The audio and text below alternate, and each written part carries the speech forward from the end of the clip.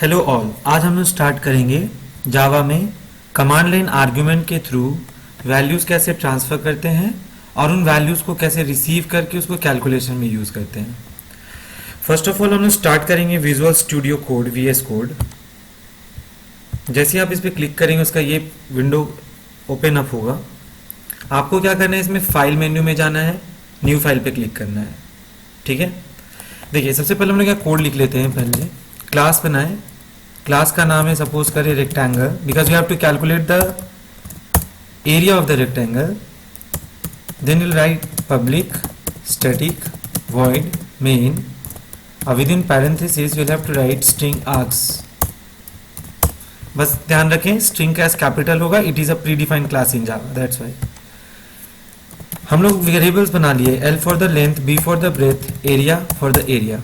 ठीक है, देखिए कमांड लाइन आर्ग्यूमेंट में क्या होता है कि आप जो भी वैल्यूज कमांड लाइन से ट्रांसफर करेंगे अपने टर्मिनल में या अपने कमांड प्रॉम्प्ट में, अब वहां पे बाइट कोड के थ्रू जो भी वैल्यूज आप सेंड करते हैं वो मेन फंक्शन के स्ट्रिंग आर्क्स में आके रिसीव होगा।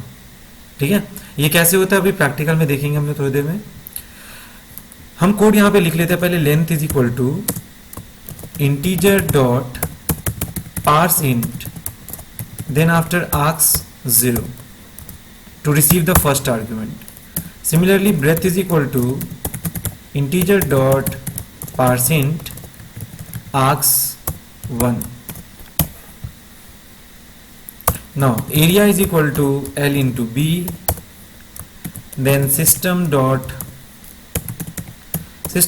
out dot println area of rectangle is equal to plus area. So this is the code we have written. देखिए कोडिंग करते के साथ ही you have to save the file now. आपको बताए थे मेन फंक्शन जो है या मेन मेथड जो है वो कौन से क्लास के अंदर यहाँ पे दिख रहा है, रेक्टेंगल। तो आपको सबसे पहले क्या करना है कि फाइल को जो सेव करेंगे आप उसका नाम आप देंगे रेक्टेंगल डॉट जावा। ठीक है, तो हम लोग फाइल को सेव करने जा रहे हैं, कंट्रोल एस। हम लोग अपनी फाइल को सेव कर रहे हैं दिस पीसी में। आपको जहां सेव करना आप कर सकते हैं। हम लोग उसको एफ ड्राइव में एक फोल्डर हम क्रिएट कर लेते हैं, राइट क्लिक न्यू फोल्डर। ठीक है, फोल्डर का नाम हम रख रहे हैं जावा प्रोग, यानी जावा का जो भी हम प्रोग्रामिंग करेंगे वो हम इसी में सारे इकट्ठा करेंगे। ओके, जावा प्रोग ओपन करके आपको फाइल सेव करना है किसके नाम से, रेक्टेंगल डॉट जावा। ठीक है, नहीं तो फिर प्लेन टेक्स्ट हटाकर आप यहाँ टाइप चूज कर लें Java, just write rectangle over here ना, सेव पे क्लिक करेंगे।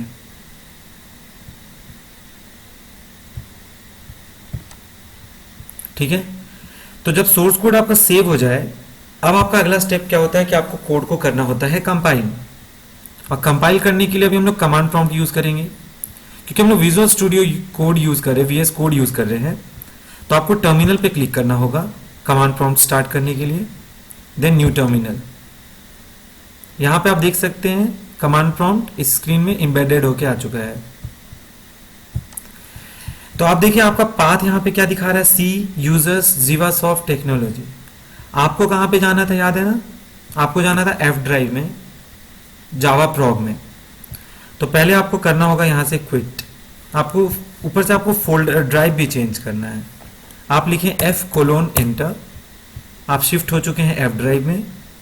देन आप यहां पे CD for changing directory space देकर अब आप अपने फोल्डर का नाम दें। हम लोगों ने जो फोल्डर बनाया उसका नाम था जावा प्रोग, एंटर। ठीक है, तो आप देखिए अब हम लोग एंटर कर चुके हैं F ड्राइव में जावा प्रोग में। ठीक है ना, अब आपको ये फाइल को करना है कंपाइल। तो जैसा कि आपको मालूम है जावा में प्रोग्राम कंपाइल करने के लिए एक टूल यूज करते हैं javac. This javac is your Java compiler. और इसको यहां पे यूज करने के लिए पहले आपको इसका एनवायरनमेंट वेरिएबल सेट करना था, पाथ सेट करना था, जो हम लोग प्रीवियस वीडियो में सीख चुके हैं। तो हम जस्ट यहां पे जावा सी लिखें विच is the Java compiler and then write the name of the source code. What is the source code name here? See, rectangle.java. तो आपको यहां पे लिखना होगा java c rectangle.java and just press enter.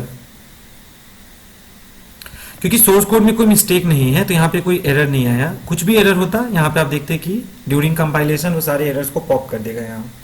Anyways, तो जब हमारा प्रोग्राम कंपाइल हुआ, ठीक है, तो कंपाइल होने के बाद इसमें एक बाइट कोड जनरेट हुआ होगा बैकग्राउंड में, उसका नाम होगा रेक्टेंगल डॉट क्लास। अगर आपको चेक करना है तो आप अपने सिस्टम में दिस पीसी के थ्रू एफ ड्राइव में चले जाएं, फिर जावा प्रॉक फोल्डर में जाएं। इसमें आप देखिए rectangle dot Java was the source code, but after successful compilation we have obtained the rectangle dot class which is the byte code. Okay, तो ये बाइट कोड तो हमारा जनरेट हो चुका है एफ ड्राइव के जावा प्रॉग में। अब इस बाइट कोड को करना है एग्जीक्यूट। तो वापस हम लोग टर्मिनल पे आ जाते हैं वीएस कोड में। आप यहां पे देखें जावा प्रॉग में एग्जीक्यूशन कैसे करना होगा प्रोग्राम का। Java, this Java tool is the Java interpreter.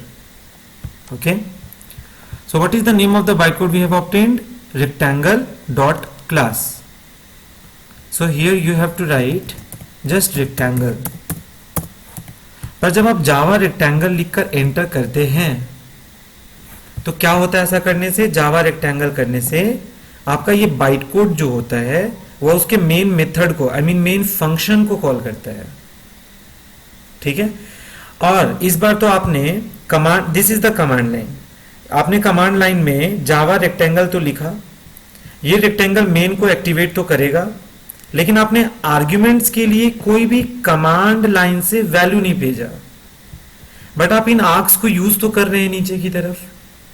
तो अगर आप आर्क्स को यूज कर रहे हैं नीचे, लेकिन आपने आर्क्स के लिए आर्ग्यूमेंट्स ही नहीं भेजा इस कमांड लाइन से यहां पे, तो आप एंटर हिट करेंगे तो आप देखेंगे एरर आ गया।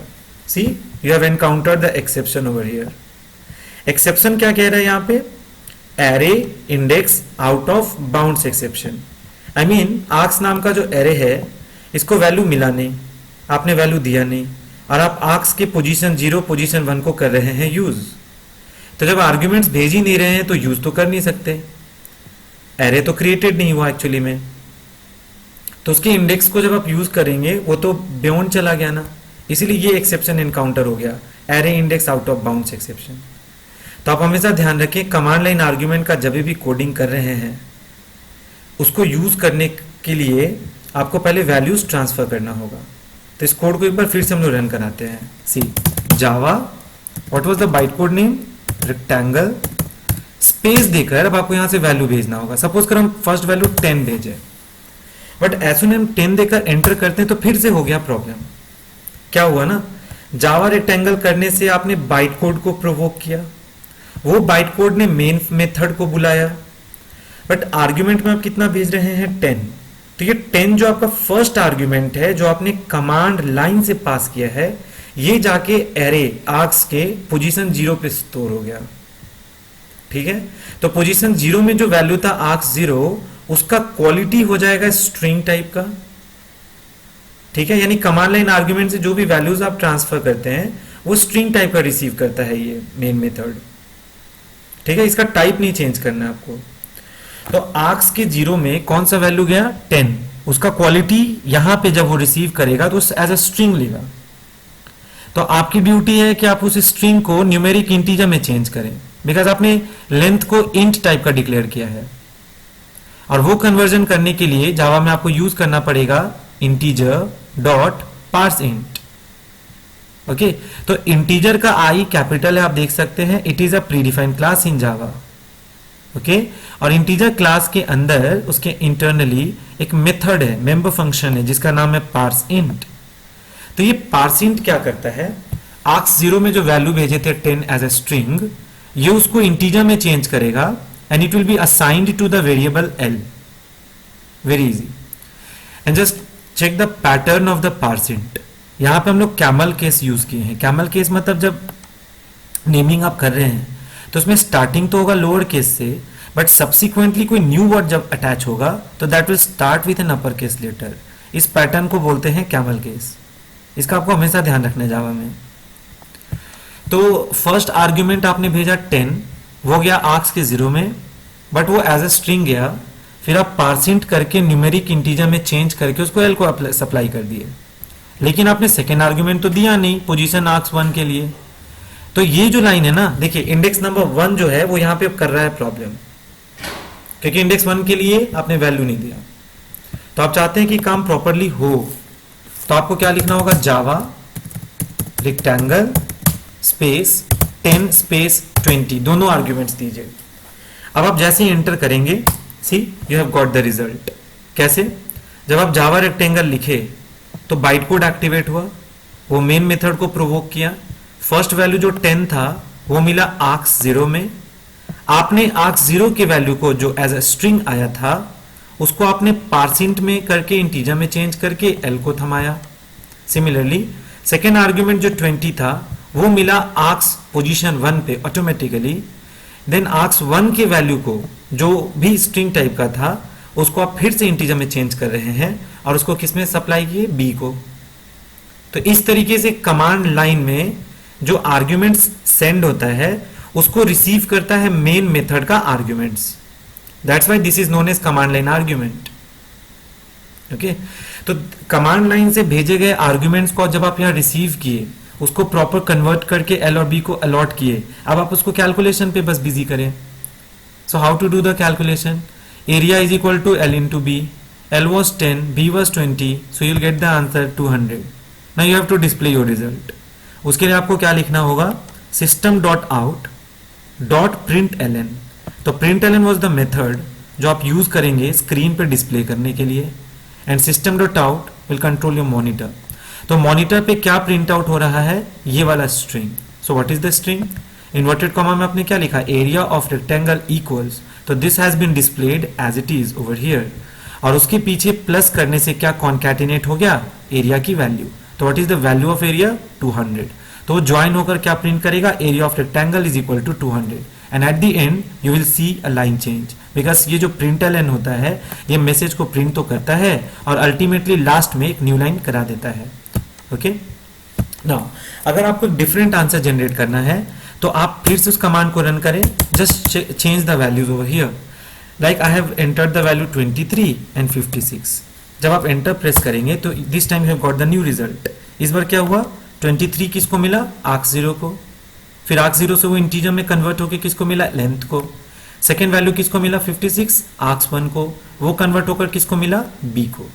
ठीक है, तो इस तरीके से हम लोग कमांड लाइन आर्ग्यूमेंट का यूज करके रेक्टेंगल का एरिया कैलकुलेट कर रहे हैं। अब हम अगर सपोज कीजिए अगर आपको वैल्यूज फ्रैक्शन टाइप चाहिए था, हम लोग तो न्यूमेरिक इंटीजर ले लिए, बट सेम कोडिंग अगर फ्रैक्शन वैल्यूज के लिए करना है तो फिर आप क्या करेंगे, देखिए आप इसका क्वालिटी फ्लोट, बट जावा में ज्यादातर हम लोग डबल यूज करते हैं, तो हम लोग अभी डबल टाइप को यूज कर रहे हैं। फ्लोट डबल में क्या डिफरेंस है हम लोग आगे के क्लासेस में देखेंगे। तो डबल जो होता है ना वो फ्रैक्शन वैल्यूज को होल्ड करने के लिए हम लोग जावा में फ्रीक्वेंटली यूज करते हैं। सपोज करो इस बार कमांड लाइन से जैसे न्यूमेरिकली 1020 भेजा गया था, इस बार हम चाहते हैं कि 10.5 20.5 समथिंग लाइक दैट, इस तरह के वैल्यूज को आप भेजना चाहते हैं।